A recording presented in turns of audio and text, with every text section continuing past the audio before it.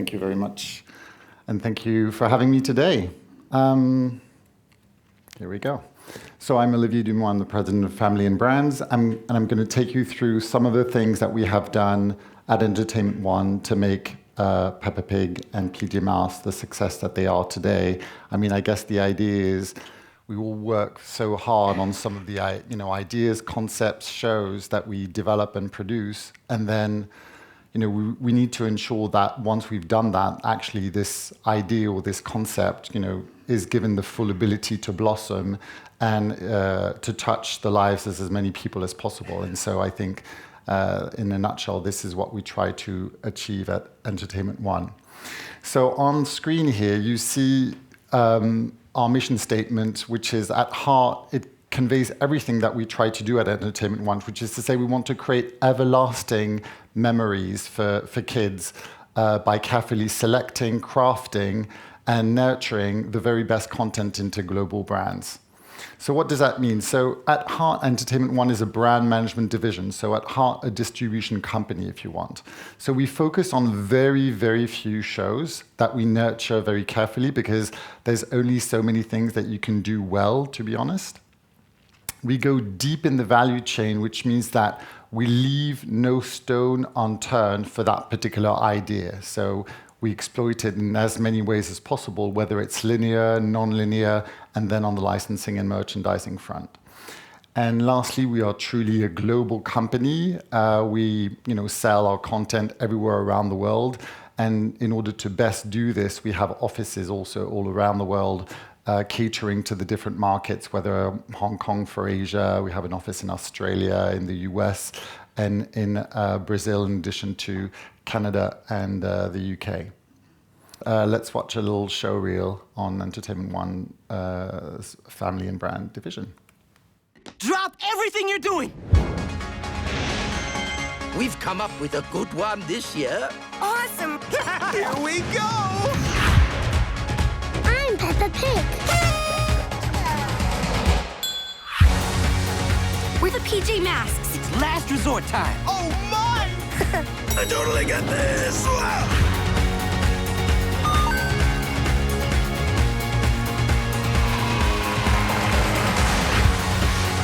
Here I come!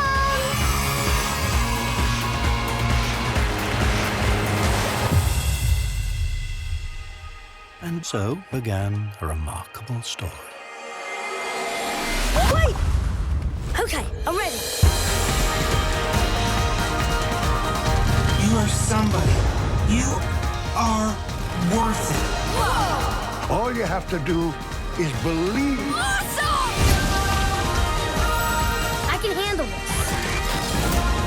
I'm invincible.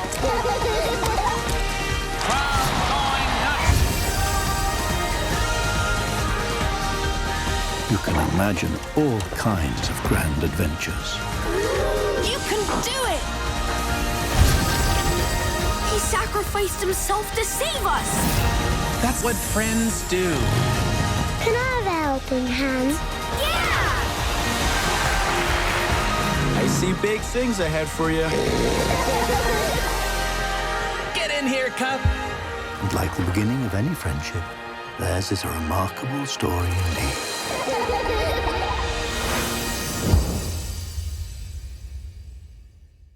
So our first and biggest brand is, as you all know, Peppa Pig. This is the crew who actually makes the show. So Entertainment One does not make a single frame of Peppa Pig. It's all made by Astley, Baker and Davis. And it started, for those of you who are not familiar with these three guys, Mark, Neville and Phil. Phil produced the show and Mark and Nev created it. And this is some of the very early sketches of Peppa. So how do you get from this, sort of 15 years ago to this nowadays? There's a lot of work that goes into creating this. So I'm often asked everywhere I go around the world, well, why is Peppa so successful? And there's so many reasons for it, but I'll just focus on a few here.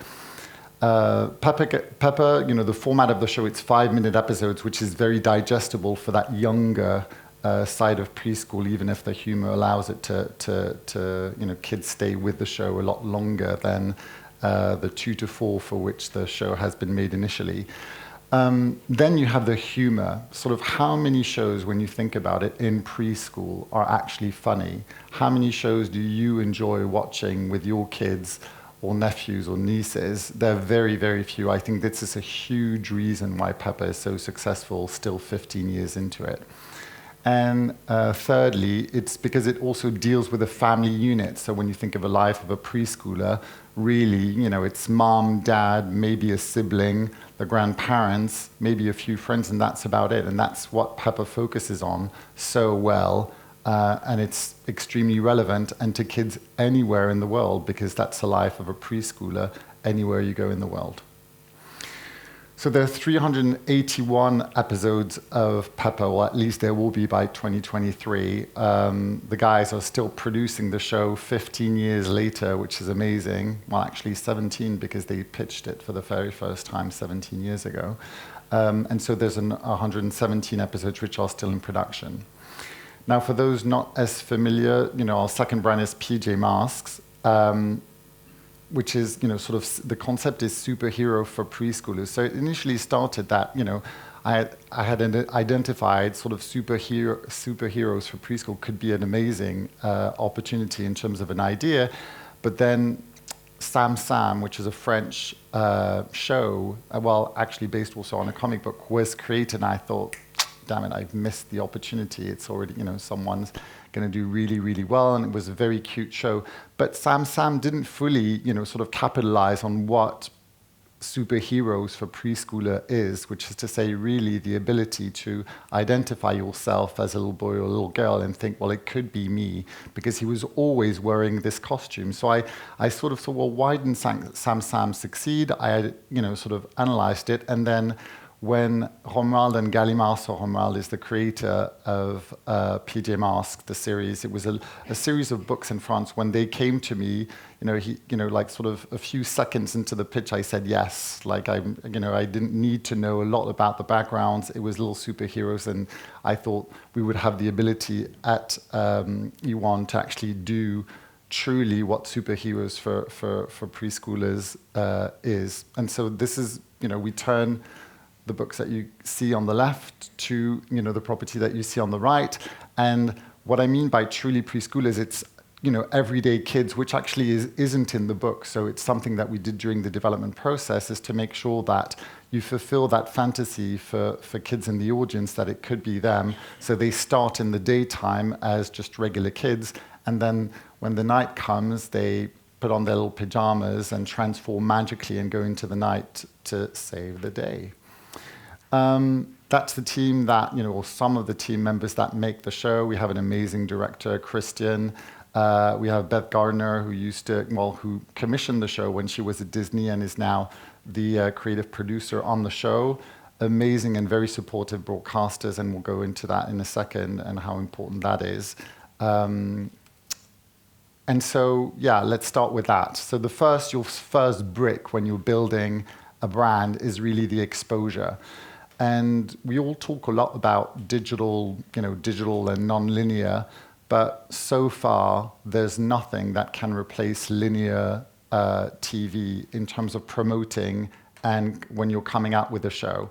So on both shows, and this is what the broadcast platforms looks like on Peppa, and this is what it looks like on PJ. So as you can see, multiple broadcasters everywhere. The idea is to get your show in front of as many kids as possible. And today, that initial spark that linear TV can provide with all the promos that they can do when they put when they launch a show on the air is unsurpassed, to be honest. And then, of course, you have all the digital platforms. So in addition to AVOD, in addition to YouTube, you have a certain number of SVOD platforms, and you can see the number of platforms that we sold each brand to ensure again that you're reaching your audience, because the most important thing, obviously, is producing an amazing show, because from then on, hopefully, all sorts of platforms will want it. But then you really need to make sure that you go in every single country, select the very best broadcaster. And the next thing is the scheduling of that show. So once you've sold the show, great, but it's not enough. You have to really, and that's what we did with Peppa. Peppa was, when I started at E1 7 or 8 years ago now, Peppa was successful in the UK as a licensing proposition, and it was sold in quite a few territories internationally, but it was nowhere near successful on the licensing front in any of those territories internationally. So when I started, I looked at, well, why is it so successful in the UK and nowhere else, basically? And I realized that the attention it was getting in the UK was not matched in any of the other territories. So what I did, what I encouraged the team to do, and which is what we did, is that we went to all the broadcasters that had previously bought Peppa and said, can you broadcast them in better slots? Can you broadcast it with episodes back to back? Because one of the formulas that we saw in the UK with those 5-minute, episodes is that if you just broadcast 5 minutes per week, or, even just 1 5-minute per day, it just isn't enough. With a show like this, and it's particularly true with Peppa, when you start putting episodes back to back, you get almost that popcorn effect of, you want more as a result of seeing 2 or 3 in a row. So that was a big learning experience for us. And we saw suddenly that there was a formula. So in countries that had been airing Peppa for a while, and Italy was one, for instance, the minute they started broadcasting episodes back to back, boom, the ratings started to shoot up. And it was completely consistent. So we did in Italy, we did in France, where it had launched, it was on the air for years and years, doing not much, doing okay, but not much, before it started to take off. So it wasn't an overnight thing, Peppa, by no stretch of the imagination. And 15 years into it, we're still launching new territory, or sometimes taking it from this broadcaster and putting it with this broadcaster, which has more belief in it, that's going to expose it better, that's going to partner with us on it. So we've just relaunched in Germany. We launched in Japan last year. So 15 years after the creation of the show, we're still trying to find the best avenue for Peppa in many different territories. So you need to really, there's no magic formula, and it's a lot harder now, as you all know, to actually get the brands in front of the kids. You need every single touch point that you can think of, every single platform, including social media, and that's just a few of the stats on Peppa, where again we're really trying to ensure we leave no stone unturned. So how do you then extend beyond the screen? Because at the end of the day, both kids and to a great degree their parents, when their child falls in love with something, they want everything to do with that particular property, that particular character, and so. This is what we do. We try to ensure that their, thirst for, content, for experiences is satisfied. And the first thing that you need to do is turn what is very often time a 2D proposition into a 3D proposition. So, and for Peppa, that was a hard thing, because Peppa is such a 2D show.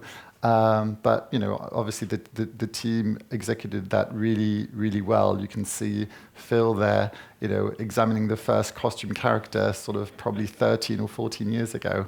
And it was the same process for PJ Masks, because it was it was a book, and very, beautifully crafted book. But we had to turn this into a global proposition. And it was really interesting, because we did a test. One of the iteration that we initially did in development was this one over here. And we tested it in front of kids and their parents, and we were quite confident, to be honest, that kids would love it, but we were terrified of what parents were going to say. It's superheroes for preschoolers. Are they going to think it's too much? And we were completely surprised by the reaction of parents with that little incarnation there. They said, you know what, we love what you're trying to do. My kids love superhero play. They can't watch any of the content for, Batman, Superman, etc. So we love that you're making age-appropriate stories for our kids, but can you make them a little bit, sort of more heroic? Because otherwise, my kids, if you keep it this way, they're still going to go and see Batman and Superman. So hence the fact that we took all the learnings from, Marvel, instead of looking at what they had done to the costumes to make them more exciting, hence the fact that we added these textures, these, emblems and all of that stuff. So that was during the development process as a result of what parents told us, not kids. And this is what they look like as costume characters. So the next step is obviously appointing partners on the licensing front. So you need to find categories that connect and partners that really connect with a brand. So at E1, for instance, on the toy front, we tend not to work with I'm not going to give names, but sort of mega big toy companies, and I'll let you fill the gaps. And we tend to focus on toy companies where we can, if it's not going exactly the way we want it to go, we can call the owner up and say, okay, let's find another strategy. And so we tend to focus on companies which are sort of more medium-sized, who can still execute, but which are more focused, I guess is what I'm saying, than the mega companies that have all sorts of different agendas to fulfill. So this is what, sort of what the licensing program looks like on PJ Masks. Again, trying to appoint, sort of best-in-class licensing and merchandising partners. And then we need to work a lot with retailers. So when you think about, and I think that's quite critical for anyone which is in this industry and who wants to make a show, who will then live on to have a life on the shelves in terms of products, is please do go in a supermarket, please do go in a toy store and see what's on shelves. Because when you think about it, you need to make something which is going to be amongst the 3 or 4 properties which are going to go onto the shelves, because this is how competitive it is. It's like there's dozens of shows being made all the time. Only 3 or 4 for each of the target demos goes all the way into stores. So this is how competitive it is. I think it's something very important to bear in mind when you're coming up with your proposal and saying, well, that could be a great plush, but just think, okay, can it go beyond this? And can it be successful enough as a concept to be as part of those 3 or 4 brands? What's key in brand building is real-life experiences. So we're all surrounded by digital experiences, by virtual experiences. We're surrounded by screens, right? Your kids, that's what they do, whether it's gaming or linear experiences. We're all craving for real-life experiences. This is why, sort of tickets to any concert right now are selling like, mad. I mean, when you think of when we were younger, how much it was to go into a concert and how much it is nowadays. I mean, the prices are astronomical as a result of that. It's just sort of, we love these real-life experiences. Well, it's the same for kids, and it's the same for parents and kids together. They want real-life experiences with their heroes. And so a lot of emphasis is placed on our side on all experiential activities, whether it's meets and greets, at the mall or the supermarket or a store, or stage shows. And then, if the brand develops well, hopefully theme parks, or just, we call them LB activities in malls. So we do a lot of those nowadays to make sure that kids can actually touch and feel the characters. So to maintain the momentum, once you get all of this going, then you need to keep it going. That's no mean feast, to be honest. Is ensuring that the brand is going to continue to engage with the audience. And what has changed tremendously in preschool over the past few years since I've been in the business is that you cannot rely. I mean, you need to keep making new episodes. It's a bit tough, for us all in the industry. But Peppa, for the first 10 years in the UK, only had 52 half hours worth of content, which is not a lot. And that was fine. And it was broadcast like crazy, and that was still okay, and it was still being promoted by the broadcasters. nowadays, and we see it on both brands, like the minute we started producing less episodes, everything started to go down, particularly on Peppa a few years ago. And now that we have this steady stream of episodes being produced, and you don't need tons necessarily, but they need to be there regularly, because the broadcaster then, each time you deliver new episodes to them, well, they'll promote them. So, and don't underestimate the power of linear television and the power of promos on linear television. It was really interesting last year in the US on PJ Masks. It had been like sort of a year and a half, 2 years, actually 2 years between the premiere of season 1 of PJ Masks, and then it took time for us to do season 2, and the ratings were dipping, the licensing was starting to dip, and the minute Disney in the US started putting just promos of season 2 mid-December for the show that was season 2 was launching in January, boom, everything started to pick up again. So it's, and we didn't realize how much, again, the power of promos on linear TV is important. So, so what's key in what we do to keep the brands going is to focus on a few themes that are going to be in the content itself, and then everything's going to mirror that theme in products, at retail, in marketing, so that you're making a bigger noise around that particular theme. So, for instance, for Peppa, for this year, it's When I Grow Up. So, although it's probably 1 or 2 episodes out of the 26 that were, sort of produced for this year, this is the theme that has been focused on. And then you have products with that theme. And again, marketing activities. Next year, it's family celebrations for Peppa. We also have Chinese New Year in February, and 2019 is the Year of the Pig. So there's going to be a big, it's quite fortunate, isn't it? We'll have to wait another 12 years after that. So it's going to be the Year of the Pig in more ways than one in China. So we have a lot of, sort of products. So we have episodes on that theme as well as products. On PJ Masks is Super Moon Adventure for this year. And next year will be The Power of Mystery Mountain, when you introduce a new character that you can see, a little girl that you see on screen. So that gives you an idea of how much you need to plan in advance to keep the brand going. And sometimes you'll need to start planning when you have no idea if the brand is actually going to be successful, which is us right now. We have a new brand that we're introducing only next March, and we're already writing episodes just in case it actually works, so so the broadcasters won't have to wait 2 years like they did on PJ Masks to have sort of follow-up episodes. So you need to take a little bit of risk on the writing, but at the end of the day, already choosing the themes which are going to be key in that season 2 without, again, season 1 episodes having even premiered.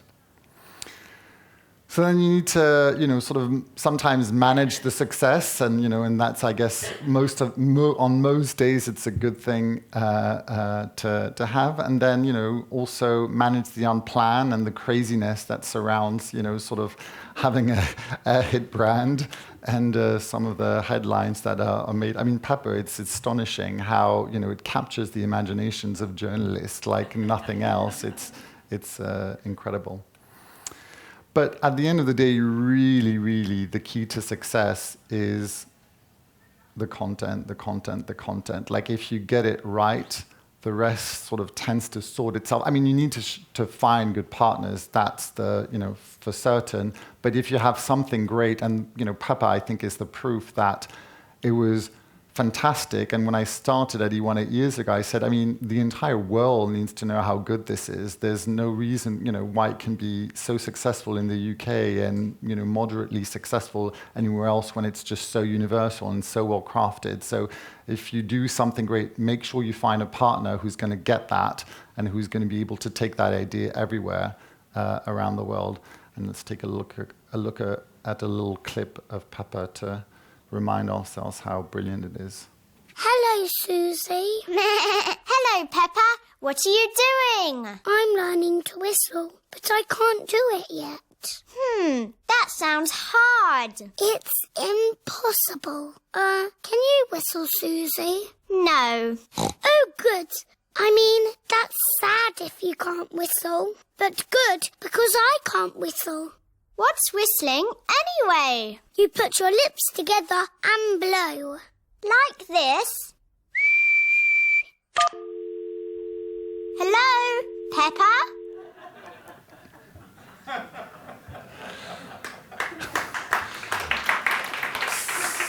So that's it for me. I don't know if you have any questions for me.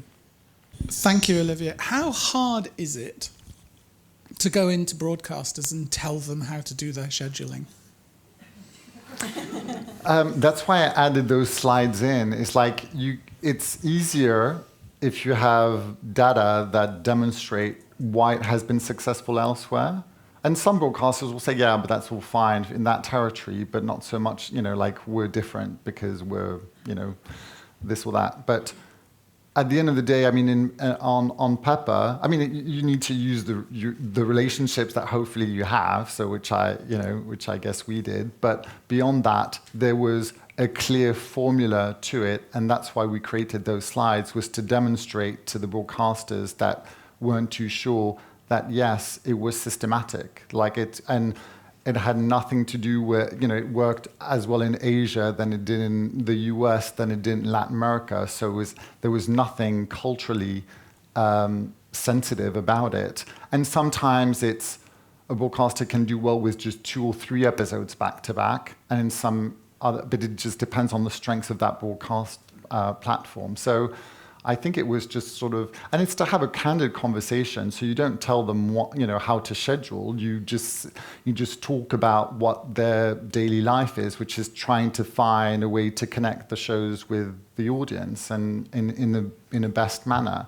So it's not telling them what to do. It's just saying, well, see what they tried in that territory and that worked really well. Could we try this? Or do you want to do this at a time of the year where it's less, sort of strategic for you? And we did that in France, for instance. They said, okay, we're not sure, et cetera. It's like, well, let's during summertime. Is it? And they said, okay, let's do that. So we tried. Literally, we gave them the show for free for the summer so that they could try it on. Worked really well, and then they picked it up in the fall.